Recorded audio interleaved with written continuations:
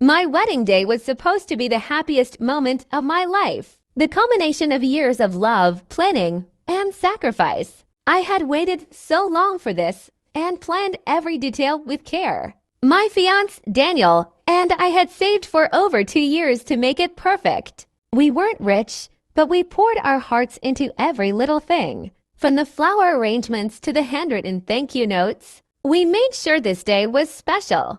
Everyone smiled and celebrated with us. My parents, too, smiling, hugging me, acting like everything was normal. But behind those smiles, they were hiding something. Something I wouldn't find out until hours later. After the last guest left, and we started sorting through the gifts and envelopes. That's when my mom casually said, as if talking about the weather, "Oh, honey, just so you know, we're keeping the gift money. Your sister really needs it more right now." I laughed. I thought she was joking. "What are you talking about?" She blinked. "The envelopes, dear. We've collected them all. We'll give some to your sister, she's struggling. You and Daniel are fine. You have jobs. She doesn't. It's only fair." My heart dropped. "Mom, that money was for Daniel and me. For our honeymoon. For our future." She shrugged. "Sweetheart, be reasonable.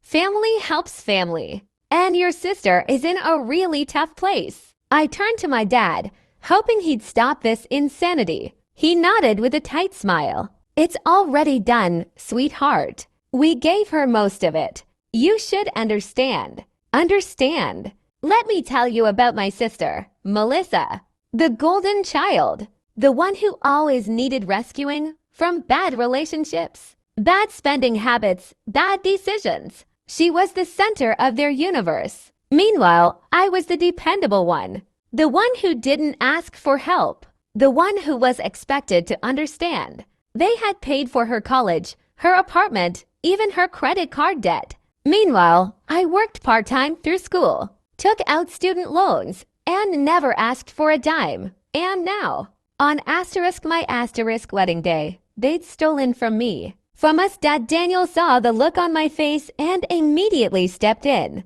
"Wait, you took our wedding money and gave it to Melissa, without even telling us." My mom rolled her eyes. "We didn't steal anything. Guests gave that money to family. And we are family. Melissa needed it more than you do." I was stunned. My voice cracked. "That was our gift. Our guests gave it to us, not to you. Not to her." My dad grew stern. "We made a decision.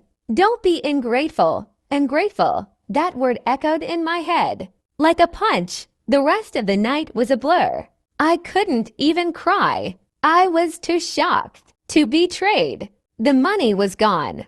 Melissa was already posting Instagram stories of some surprise vacation her loving parents gifted her to help her recover from stress. I didn't confront her. Not at first. I needed time to cool down. But when I called her the next day, all she said was, "Don't be dramatic. You and Daniel are fine." I needed it more. Daniel and I canceled our honeymoon. We couldn't afford it anymore. We went back to work the next week and returned to our tiny apartment. That night, I stared at the ceiling, thinking, how can people who say they love you do something so cruel? But I didn't cry. Instead, I made a promise to myself. I would never let them hurt me again. From that day on, I distanced myself from my parents. No more weekly calls. No more holidays together. I declined every family gathering invite. I needed space to heal and to protect my peace. 6 months later, Melissa called me in tears. Her boyfriend had dumped her. Again, she needed a place to stay. Just for a few weeks, I said no.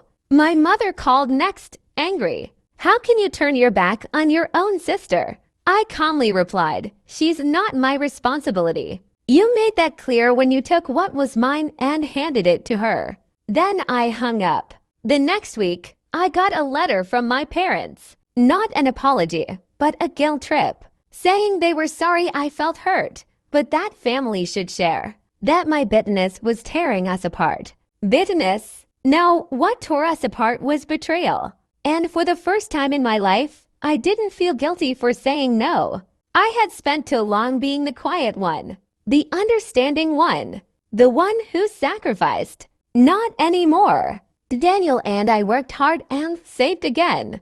We eventually bought our first home. We didn't invite my parents to the housewarming. When they found out, my mom messaged me, "It hurts to be left out." I replied, "Now you understand." That was the last message I sent. Let them sit with it. Let them remember that on the happiest day of my life, they chose someone else. And I chose, finally, to choose *me*.